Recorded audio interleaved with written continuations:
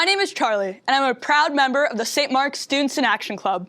I'm one of 20 people from our school that went on a service trip to the Dominican Republic for a week in January.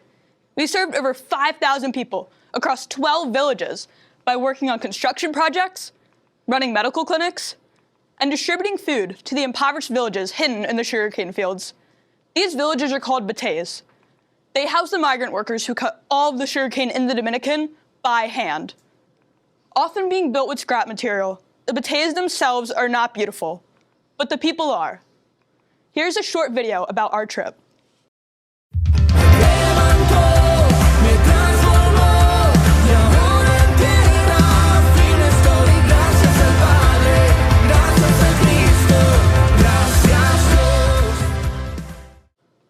We're presenting here, in Sean's room, because our project was born out of a concern for mental health, how out of place each of us felt once COVID restrictions were lifted. We were told everything could go back to normal, but none of us felt normal. Each of us struggled in our own ways, anxiety, loneliness. When I first heard about this trip, I was sitting in the hospital recovering from an eating disorder. I needed to escape the isolation I'd been feeling for so long. We consulted with some doctors who explained that a great way to escape your own isolation is to do something for others. So that's exactly what we did. We did a lot to prepare for this trip. Multiple team-building events, presentations to literally thousands of people, and even a concert with a huge Dominican praise band to raise money and awareness. But nothing could have prepared us for the things we experienced in the bateys with the beautiful families that we met. Despite their truly Spartan surroundings, everyone was so happy, especially the kids. One of the things that I will never forget is a conversation that I had with a girl in a batey using Google Translate. After learning we were both 16 years old, her translated response was, "We are equal." We are equal. Of course, she was referring to our age, but truly, despite all of our differences, I'm a guy from the suburbs and she's living in a sugarcane field, and yet we're both just kids trying to make the world a better place. We are equal. Hi, my name's Bray. Let's talk about our impact, and we'll do it by the numbers.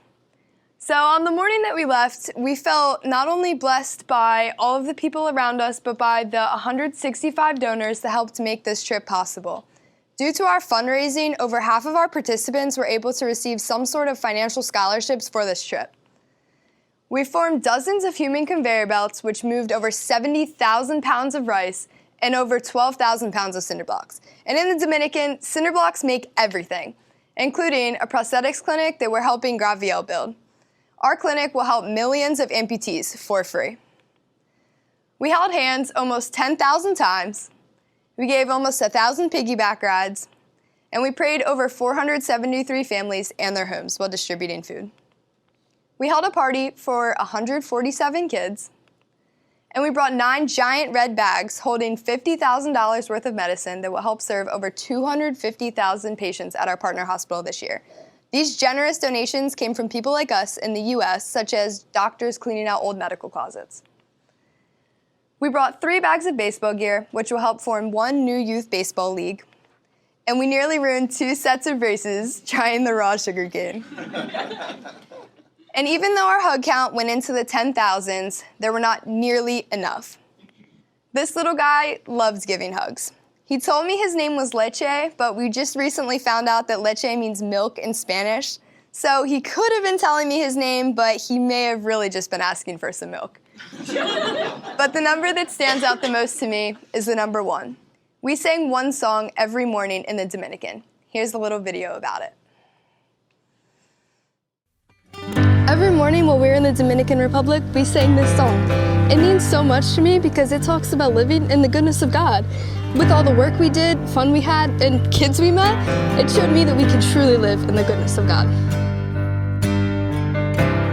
All my life you have been faithful. All my life you have been so good.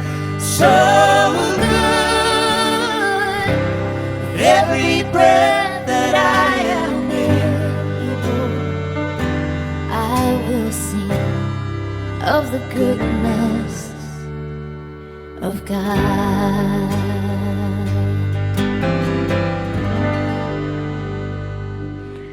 Hi, I'm Lauren. You've heard from Charlie and Bree about our process for service learning, how we investigated, prepared, and executed the impacts of our service. Since returning home, we have presented to thousands of people across 12 organizations, and we have 15 more presentations scheduled. We even made a film about our trip that has won awards in multiple international film festivals. We learned that one way to get people excited about volunteering is by recognizing their community service. So we have recognized people across 8 organizations for a total of 45,000 volunteer hours with awards and even commendations from the President of the United States. Reflection was a big part of our learning. Every night while we were in the Dominican, we held debrief sessions that helped put our experiences into context, and we held a big one when we got home. Individually, we learned to appreciate our blessings and the power of human connection. And as a team, we learned the importance of building trust and how working with others can multiply your impact.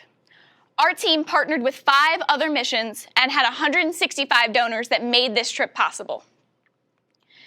Now, our team as a whole learned a lot on this trip. Me personally, I learned one new word while I was serving in the Dominican. And I learned it from these 2 girls you see here, Francesca and Esperanza. I hung out with them the entire week while I was serving on the construction team, and I learned so much about them, their families, and their lives.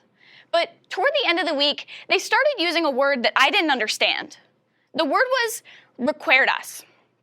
Now, I speak Spanish, but not that much, so I didn't understand what these girls were trying to say. But they kept saying it, recuerdas. So I pulled in Jose, he's one of our translators, to help me understand what these girls were trying to tell me. He explained that the word they were using was recordar, which means to remember. The girls were asking if I would remember them. Of all the things in the world they could want, food, water, clothes, education, a fix to their leaky roof, what they wanted the most was to be remembered. By going on this trip, telling you about it, and going back next year with an even bigger group, we are proving to these 2 beautiful young girls that they are worthy of being remembered.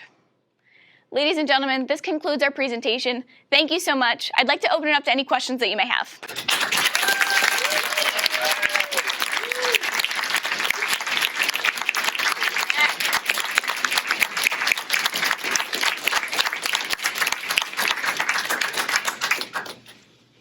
Do we have any questions? Yes. How much did it cost to go on the mission trip? In total, it cost about $2,000, but with a bunch of fundraising that our whole entire team was able to do through friends, family, grants, and a huge Dominican praise band that we had, we were able to fund a partial scholarship or a full scholarship to over half of our participants. Wow. Great question. Yeah. If I wanted to go on this trip next year, would that be possible? Absolutely. How would I go about it? Sure. So we're working toward getting interest meetings scheduled in early next year so we can start planning for as many kids as possible to expand this trip as much as possible. And we're going to continue to do fundraising to have more scholarships. And yeah, so absolutely. Yes. Can you tell me what Bree and Charlie, what you learned from the trip? So before the trip, I'm not a very together person. I'm kind of just solo, just me. This trip honestly brought me together with a lot of people, and I learned a lot of teamwork and trust that I may not have had before, especially with the team building that we did on the low ropes course before the trip even happened. But Charlie, want to talk about what you learned? Yeah. So we all had many uncomfortable experiences while we were in the Dominican, some mental, some physical, but just talking with everyone and learning that I wasn't alone really helped me through this, and just learning that I can rely on these people. Great. Thank you. Awesome. Do we have any other questions? Yes. Why did you choose the Dominican Republic of all places?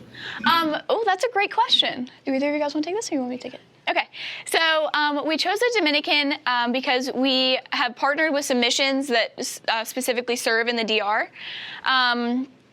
And working with our team, we knew that some people spoke Spanish, and so that would kind of cater to many people in the Dominican speaking Spanish. And also, we decided to choose the Dominican because Haiti, in Haiti, I don't know if you know, there's a lot of things going on.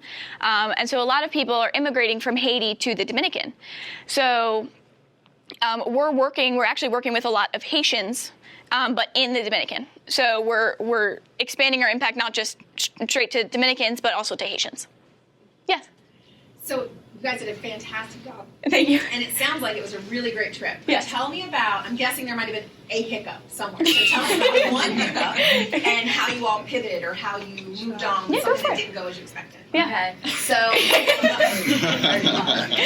This could take a while. As you know, just going into a new country, there's a lot of different possibilities for illnesses and different sicknesses. So personally, I have a phobia of people getting sick. So that is a big no-no for me. And it was going well. I thought we were all good, healthy. But one of the girls that was staying in our room with us got a bug, like food poisoning, something like that. She got very, very sick, and that honestly stressed me out a lot. So I talked to my mom about it, who went on the trip. She's back there, crying, panic attack, a little stressed. But after I talked to the rest of my team and realized that we were all having the same concerns, we talked about it and just them Found a solution. Our solution was kind of just sticking together and supporting one another through my hard time. We also, as a team, there's a lot of different things that go on at the boarding house, at the house that we stay at. Like when we got there, they said that the rule for going to the bathroom is if it's yellow, let it mellow, and if it's brown, flush it down.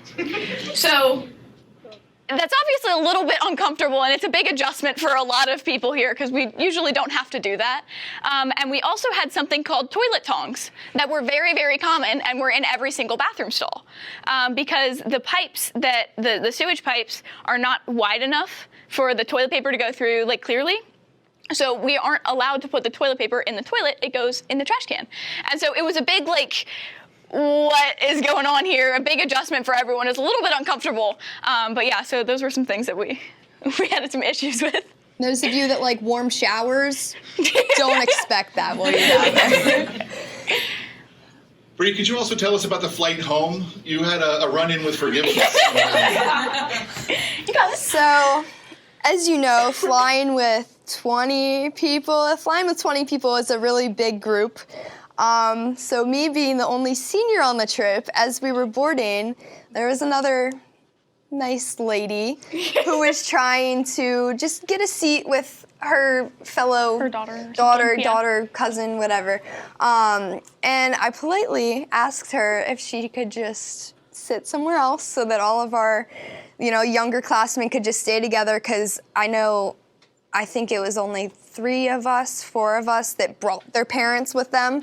So it was very uncomfortable for a lot of the rest of the people in our group.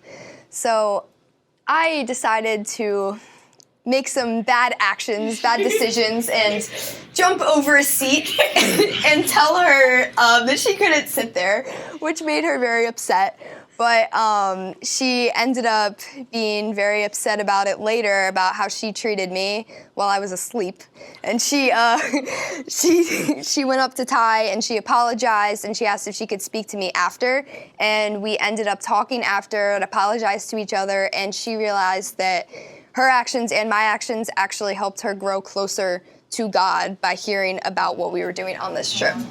So yeah. By the end of their conversation, we had her following our Facebook page that we posted on throughout the week, so she could figure out what we were doing and get some more info on it. So, yeah.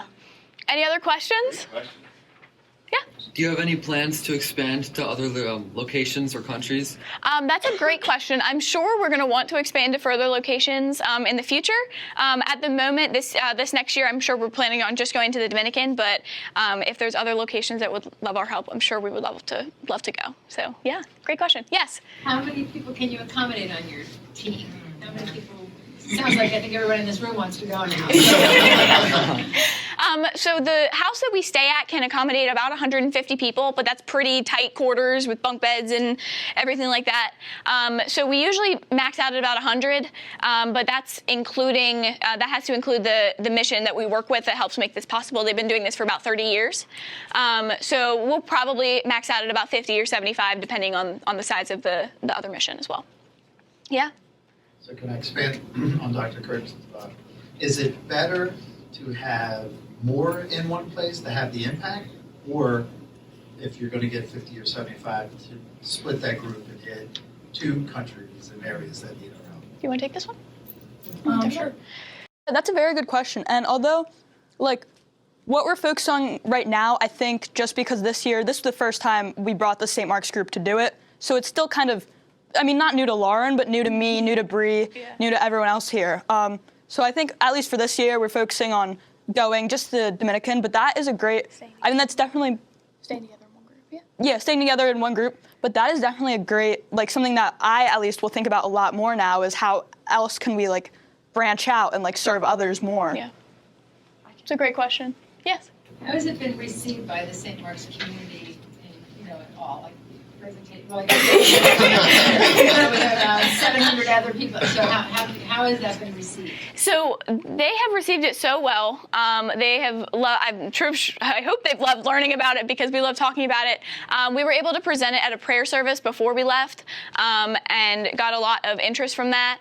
And also many people have been hearing about it and friends talking about it, and they're all like, oh, I want to go, I want to go, I want to go. So it's been expanding a lot more, and overall, like, everyone learning more about different ways that we can serve the community has been so helpful to our education. Just going to expand one. Sure. Sometimes we hear, we have so much to do in this country. Why do we go somewhere else to do it? Sure. What is your answer to that? Because I used to get that with going. We do, yeah. So we do have a lot of work to do here in the U.S., and that's why I think we love having so many volunteers and being able to recognize all of those volunteers.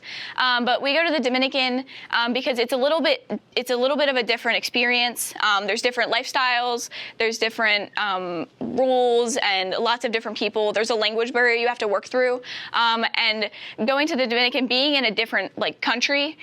Overseas, everything like that. It really helps bring the team together. Like, I know I am so close with everyone who went on the trip, much closer than I was beforehand. So being able to build that team aspect of it has been so helpful that I don't know if you can really build in the U.S. here. So, yeah. Any other questions? Yes. Was the language difference a barrier that was challenging? You want to talk about this one? Sure. So in the Dominican, some of the pays we went to spoke mainly Spanish, and some spoke mainly Creole, Haitian Creole, because they're migrants from Haiti. It was a barrier in some ways, more in the specifics, but also we had translators. But overall, I feel like we communicated more like with emotion than with language in a lot of cases. Yeah. Even though I'm only in Spanish 3, like I'm not fluent at all. But I was still able to communicate with the people there and still able to form bonds with the kids there. Yeah, like a hug or a high five or holding a hand while you're walking along the path just goes such a long way past anything that you could be able to say with a language barrier or not. So. And especially with the kids, it's very easy to understand that if I hand them my phone, they know how to get to Subway Surfers like that. So. Yes. Any other questions? Okay. And it looks like you have one more. I do. Sure. And I apologize. No worries.